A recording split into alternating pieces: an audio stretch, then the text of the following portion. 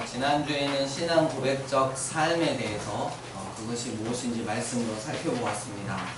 하나님의 절대 주권으로 구원받은 나라면 나에게 일어난 모든 일들이 다 하나님의 계획하심이었고 오직 하나님의 은혜로 지금 내가 하나님 안에 머물 수 있다고 고백할 수 있는 신앙 고백적 예정 안에 있어야 한다고 했습니다.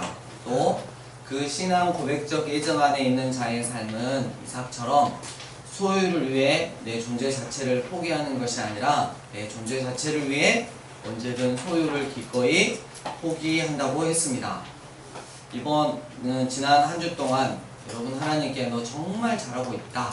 그리고 세상 사람들에게 하나님께서 너와 함께 하심을 보았다. 너는 정말 복받은 자 맞다. 라는 말을 듣고 사셨는지요? 우리 창세기 26장 8절 말씀 함께 암송하시겠습니다. 살아계신 하나님의 말씀 그들의 여호와께서 너와 함께 계심을 우리가 분명히 보았으므로. 창세기 26장 8절 말씀. 아멘. 이제 이삭의 나이가 137세였을 것으로 추정합니다. 이삭의 나이가 많아 눈이 어두워졌다고 합니다. 실제로 시력이 안 좋아졌을 수도 있지만 이것은 영적인 분별력이 떨어졌다는 뜻이기도 합니다. 이삭은 나태해졌어요. 창세기 27장의 이삭의 축복은 얼마나 그가 영적으로 나태해졌는지를 설명하고 있습니다. 복을 주시는 분의 주체가 하나님임에도 야곱을 선택하신 하나님의 뜻보다 자신의 마음이 앞서갔습니다. 창세기 25장 28절 이삭은 에서가 사냥한 고기를 좋아하므로 그를 사랑하고. 여러분 처음부터 아버지 이삭이 아들 큰아들 에서를 사랑한 이유가 너무나 지극히 세상적입니다. 축복을 하는 그 시간에도 하나님 뜻에 관심을 두기보다 자신이 좋아하는 그 별미에 관심을 가졌습니다. 창세기 27장의 사건은 리브가와 그리고 에서, 야곱의 문제보다 복의 통로인 이삭의 영적 무지가 문제임을 말하고 있는 것입니다. 창세기 27장 3, 4절 그런즉 내 기구 곧 화살통과 활을 가지고 들에 가서 나를 위하여 사냥하여 내가 즐기는 별미를 만들어 내게로 가져와서 먹게 하여 내가 죽기 전에 내 마음껏 너에게 축복하게 하라. 나라는 말이 5번이나 나옵니다. 나를 위하여. 이것이 가장 큰 문제입니다. 복 주시는 분의 주체가 누구입니까? 바로 하나님이십니다. 아멘. 축복은 하나님이 하라고 하신 자에게 하는 것이지 인간이 하는 게 아닙니다. 그런데 나를 위하여라뇨. 이삭이 영적으로 얼마나 무지했는지 아시겠죠? 자기가 축복하겠다는 것입니다. 스스로 축복의 주체가 되겠다는 것입니다. 이삭이 복을 줄 수 있습니까? 제가 목사가 복을 줄 수 있습니까? 부모님들이 복을 줄 수 있습니까? 결코 아니라는 거예요. 오직 하나님이 주시는 것입니다.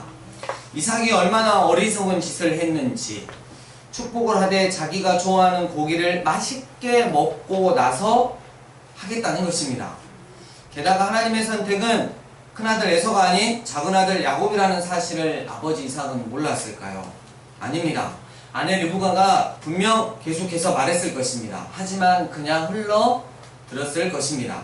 그리고 세상의 기준대로 자기의 생각대로 장자인 에서를 축복하리라 마음먹었던 것입니다.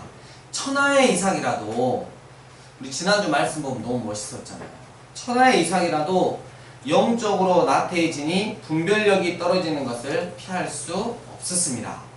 우리도 마찬가지입니다. 성적인 타락, 물질적인 타락보다 훨씬 더 무서운 것이 있으니 그것은 바로 영적인 나태함입니다.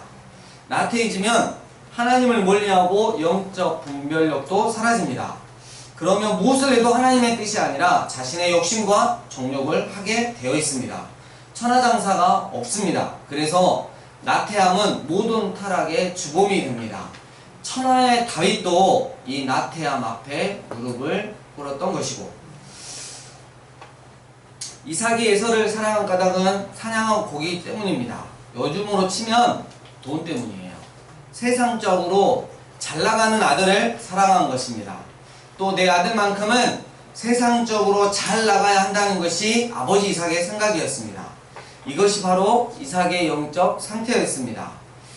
이러한 이삭의 어두워진 영적 분별력이 가정을 얼마나 웃지 못할 슬픈 코미디로 만들었는지, 그리고 무엇보다 하나님의 뜻과는 상관없이 자신이 축복의 주체가 되어 에서를 축복하려고 합니다. 하나님의 뜻은 무시하고 자기가 하나님이라도 되는 것처럼 에서를 축복하려고 했습니다. 야곱이 이삭처럼 꾸며 축복을 받고자 했을 때 이삭은 몇 번이나 의심하며 에서가 맞느냐고 묻습니다. 자칫 축복이 야곱에게 갈까 전전긍긍하는 모습입니다. 이 광경을 보시면서 하나님은 이삭을 얼마나 한심하게 여기셨을까요? 창세기 27장 2절, 이삭이 이르되 내가 이제 늙어 어느 날 죽을는지 알지 못하니. 왜 이런 말을 했을까요? 지금 이삭의 나이는 137세쯤 되었습니다. 더구나 눈이 어두워 앞도 안 보이고 몸도 안 좋습니다. 이삭은 이제 자신도 죽을 때가 되었다고 생각한 것입니다. 그런데 실제로는 몇 살에 죽었는지 아십니까? 창세기 35장 28절을 보면 180세까지 살았습니다. 그러니까 앞으로도 40년 이상을 더 살 것입니다. 그런데 이삭과 리브가, 에서와 야곱도 이삭이 곧 죽을 것이라 생각했습니다. 이 엄청난 오해와 착각이 이 가정의 비극을 초래했습니다. 그나마 영적으로 깨어있던 리브가는 하나님의 복 주심이 야곱이 아닌 에서에게 주어질까봐 걱정되었습니다. 하나님의 약속이 잘못될까봐 두려움이 생기자 마음이 다급해졌습니다.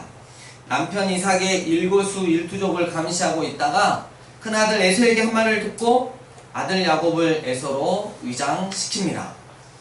큰아들 에서의 좋은 옷을 가져다가 작은아들 야곱에게 입힙니다.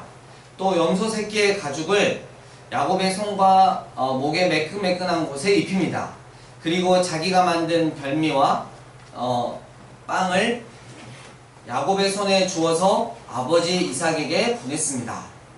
안타깝게도 어머니 리브가는 하나님이 약속을 이루시는 분임을 알지 못했고 자기 힘으로 그 복을 가져오려고 했습니다. 전에 사라는 육체적인 방법을 사용하여 스스로 하나님의 약속을 이루고자 했습니다. 16장 2절, 원하건대 내 여종에게 들어가라. 내가 혹 그로 말미암아 자녀를 얻을까 하노라. 그런데 리브가 역시도, 며느리인 리브가 역시도 여기에서 시어머니 사라의 악을 똑같이 되풀이합니다. 그들은 소위 하늘은 스스로 돕는 자를 돕는다는 하나님을 모독하는 잘못된 격언 위에서 행동했던 것입니다. 하나님은 스스로 돕는 자를 돕는 것이 아니라 스스로에 대해 아무것도 할 수 없음을 고백하는 자를 돕습니다. 리브가가 정말로 하나님의 약속을 믿었다면 그녀는 때가 되면 하나님이 당신의 말씀을 이루실 것을 확신하면서 조용히 아내의 의무를 이행했을 것입니다. 리브가 그녀는 하나님을 알지 못하는 이방 여인이 아니었습니다. 그는 여호와 하나님을 아는 여인이었습니다. 25장 22절, 여호와께 물었다라고 말합니다. 그렇다면 그녀가 어떻게 행동해야 할지는 너무나 명백했습니다. 그녀는 이삭의 육신적인 계획이 무의로 돌아가도록 여호와 하나님께 기도하며 하나님께 맡겼어야 했습니다. 그러나 그녀는 육체의 방법을 붙잡습니다. 그녀는 거짓된 방법을 동원하면서 자기 아들 야곱에게 아버지를 속이도록 가르쳤습니다. 어려서부터 하나님의 선택하심에 의해 듣고 자랐을 야곱도 하나님에 대해서 아는 것이 없었습니다. 야곱은 어머니의 제안을 따르면서 죄에다가 죄를 더합니다.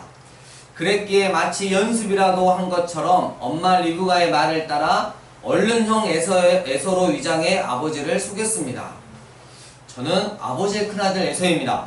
아버지께서 제게 명하신 대로 제가 하였사오니 원하건대 일어나 앉아서 제가 사냥한 고기를 잡수시고 아버지 마음껏 제게 축복하소서. 내 아들아, 네가 어떻게 이같이 속히 잡았느냐? 심지어 거짓으로 여호와 하나님의 이름을 야곱은 끌어대기까지 했습니다.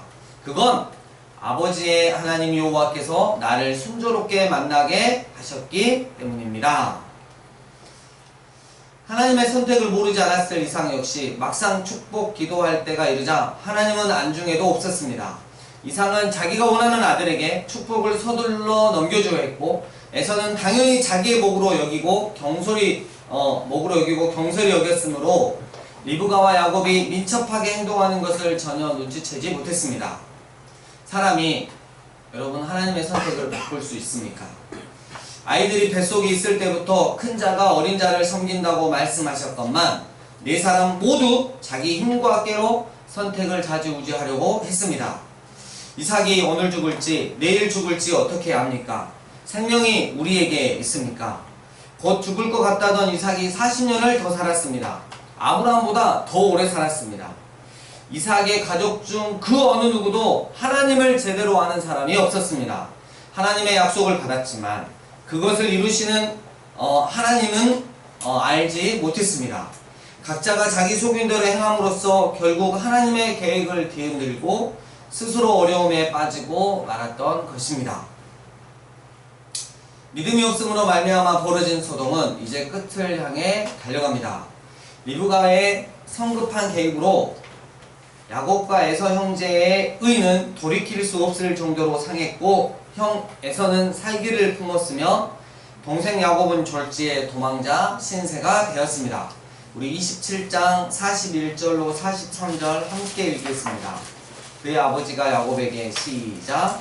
그의 아버지가 야곱에게 축복한 그 축복으로 말미암아 에서 야곱을 미워하여 심중에 이르기를 아버지를 못할 때가 가까웠은즉 내가 내 아우 야곱을 죽이리라 했더니 나는 에서의 이 말이 리브가에게 들리매 이에 사람을 보내어 작은 아들 야곱을 불러 그에게 이르되 내 형 에서가 너를 죽여 그 하늘을 끌려하니 내 아들아 내 말을 따라 일어나 하나님으로 가서 내 어머니 나라에게로 빛이 나여.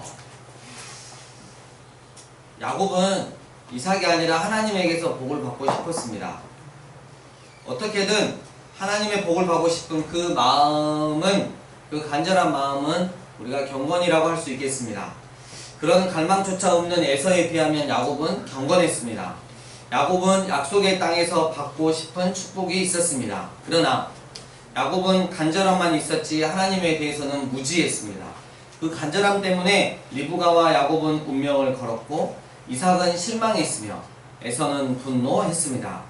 이삭을 사랑했던 에서는 최소한 아버지가 살아있는 동안에는 동생 야곱을 살려두기로 하고 마음을 접습니다만 아버지 이삭의 장례를 치르는 날이 곧 야곱의 제삿날이 될 것이라고 달렸습니다. 어머니 리브가는 다급한 마음에 야곱을 친정집으로 피신시켰습니다. 44, 45절 네 형의 노가 풀리기까지 몇 날 동안 그와 함께 거주하라.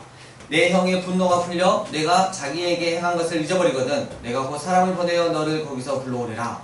어찌 하루에 너희 둘을 이루랴. 몇 날이라고 말했지만 결국 이것이 어머니 리브가와 야곱의 마지막 만남이 되고 말았습니다. 리브가와 야곱은 다시 만나지 못한 채 그렇게 이별하고 말았던 것입니다. 흔히 야곱이 형 에서의 복을 빼앗았다고 말합니다. 정말 그렇습니까? 아닙니다. 잠깐 에서 얘기 좀 합시다. 에서는 털이 많고 호탕한 성격의 상남자 스타일입니다. 그러나 이방 민족의 딸들과 결혼한 것만으로도 장자의 축복을 받을 자격을 상실한 셈입니다. 결혼은 그 사람의 가치관을 담고 있습니다. 성경에서는 많은 것을 결혼관계로 표현하죠. 결혼은 평생 동행하는 관계를 맺습니다. 그래서 성경은 결혼관계로 타락을 설명할 때가 많습니다. 에서는 영적인 면은 보지 않고 육적인 것만 본 관계로 육신의 안목밖에 없었습니다. 하나님을 제대로 알지 못한다면, 하나님보다 세상의 육적인 것을 더 사랑한다면 영적으로 죽은 것이나 다름없습니다. 에서의 마음속에는 세상의 것들로 가득했습니다. 그러니 이방 여자들과 결혼했고 그것이 부모의 근심이 되었던 것입니다. 자식인데도 영적인 이질감이 느껴졌다는 거예요. 영적으로 다른데 어떻게 믿음의 3세대가 될 수 있겠습니까? 다시 야곱으로 돌아와서 27장 11, 12절 야곱이 그 어머니 리브가에게 이르되 내형에서는 털이 많은 사람이요 나는 매끈매끈한 사람인즉 아버지께서 나를 만지실진데 내가 아버지의 눈에 속이는 자로 보일지라 복음 고사하고 저주를 받을까 하나이다. 여기에서 야곱의 성정이 그대로 나타납니다. 그는 매우 영리할 뿐만 아니라 장차 벌어질 일을 어느 정도 정확하게 예측할 수 있는 사람이었습니다.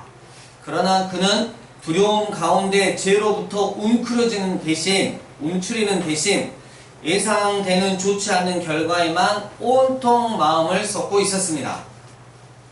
야곱이 하나님께 받을 복은 이미 태중에서부터 약속된 복이었습니다. 장자가 하나님께 받을 복은 처음부터 야곱의 것이었습니다. 그런데 자기 것을 정말 이상하게 받은 것입니다. 예를 들면 이거예요.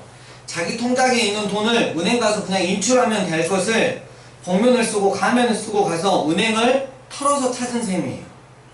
자기 돈을 찾으면서 그 방법밖에 없다고 생각한 거예요. 그 대가로 야곱은 많은 세월을 쫓기며 살아야 했습니다. 어머니의 뱃속에서부터 하나님의 선택을 받은 야곱의 인생이 어떻게 이럴 수가 있습니까? 오히려 약속의 땅에서 쫓겨나 어머니의 고향인 삼촌 라반이 있는 바단 아람으로 도망가는 신세가 되다니요. 왜 그렇습니까?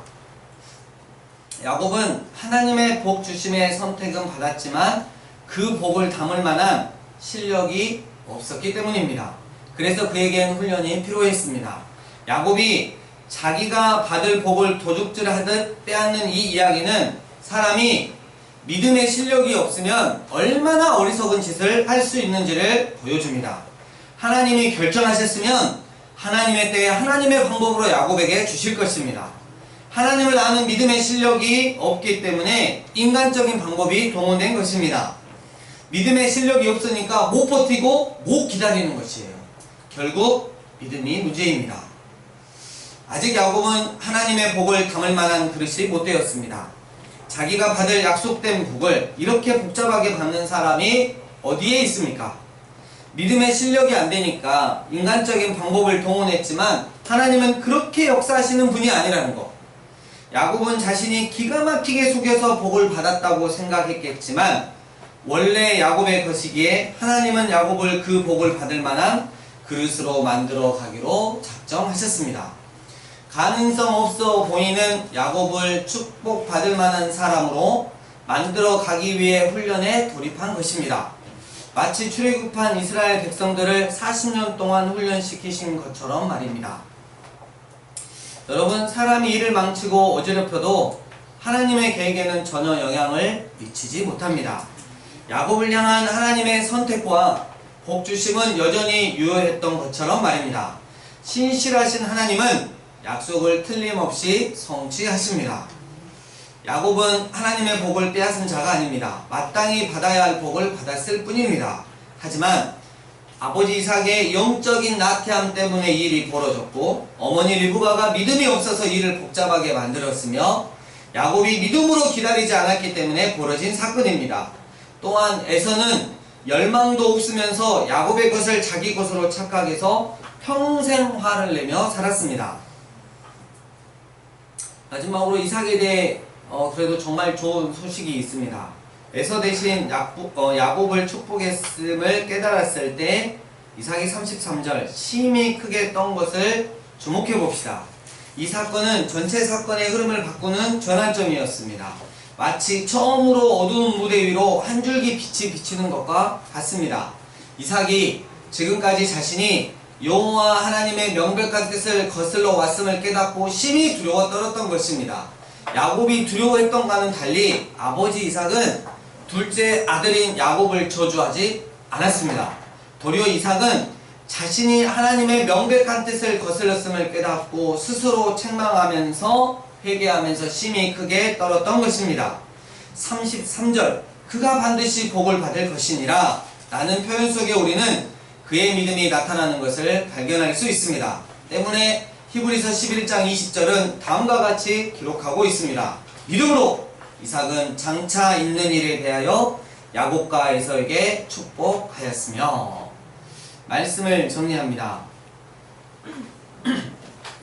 천하의 이삭이라도 영적으로 나태해지니까 자신이 마치 복을 주는 자인 것처럼 행동했습니다. 지극히 세상적인 마음으로 아들 에서를 사랑합니다. 하나님의 뜻은 안중에도 없고 자신의 뜻에 지극히 큰 가치를 둡니다. 그렇게 세상의 기준대로 자기 생각대로 자식 에서를 사랑한 이삭.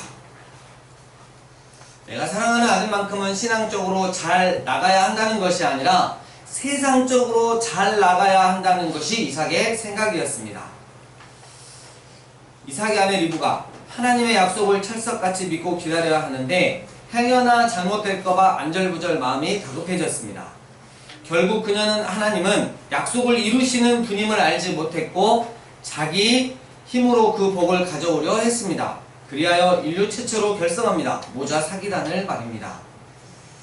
우상을 섬기는 이방 여인과 결혼하고 부모의 근심이 되었던 마음속에 세상 것만 가득했던 에서, 하나님께서 주신 특권과 은혜보다는 언제나 세상적이고 육적인 것을 더 사랑했습니다. 그 에서를 하나님은 더 이상 쓰실 수도 사랑할 수도 없었습니다. 그리고 이미 태중에서부터 약속된 하나님께 받을 복을 정말 이상하게 받은 야곱.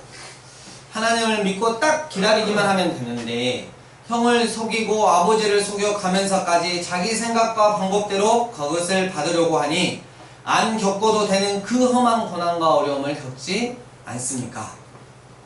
사랑하는 강주 삶의 예배인교회 예배자 여러분, 영적인 나태함 때문에 하나님의 뜻을 거스르고야 말았던 이삭, 믿음이 없어서 일을 아주 복잡하게 만들었던 리브가, 하나님에 대한 열망도 없으면서 야곱의 것을 자기 것으로 착각하며 평생 분노 가운데 살았던 에서, 믿음으로 끝까지 기다리지 못했던 야곱. 오늘 본문 말씀을 통해 주님은 우리에게 사람이 믿음의 실력이 없으면 얼마나 어리석은 짓을 할 수 있는지를 가르쳐 주시길 원하시는 것 같습니다.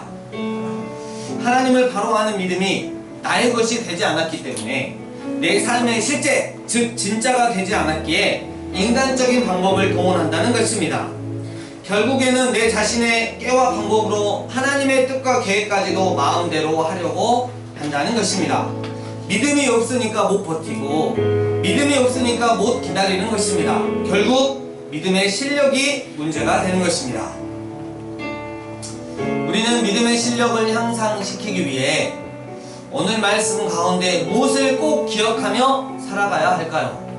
첫째, 에서처럼 하나님께서 주신 특권을 육신을 만족시키는 것과 바꾸면 안 된다는 것. 둘째, 선을 이루기 위해 악을 행하는 것을 극히 조심해야 한다는 것. 셋째, 하나님의 계시된 뜻보다 인간적인 감정을 앞세우지 않도록 조심해야 한다는 것. 그리고 그것을 위해 늘 하나님의 은혜를 구해야 한다는 것. 네 번째, 심음과 거둠의 법칙을 기억해야 합니다. 어머니 리브가가 다시는 그 사랑하는 아들 야곱을 볼 수 없게 될 줄을 상상도 못했을 것입니다. 또 야곱은 삼촌 라반에게 20년 동안 철저하게 속임당하는 삶을 삽니다. 마지막으로 하나님의 계획을 자기 마음대로 바꾸려고 시도하는 것이 얼마나 어리석은 일인지 깨달아야 합니다. 이번 한 주 우리 믿음의 실력을 향상시킵시다. 그래서 결국은 모두 믿음의 실력자가 되시길 주의 이름으로 축복합니다. 주신 말씀 가지고 우리 하나님 앞에 기도하며 나아가겠습니다. 기도하시겠습니다.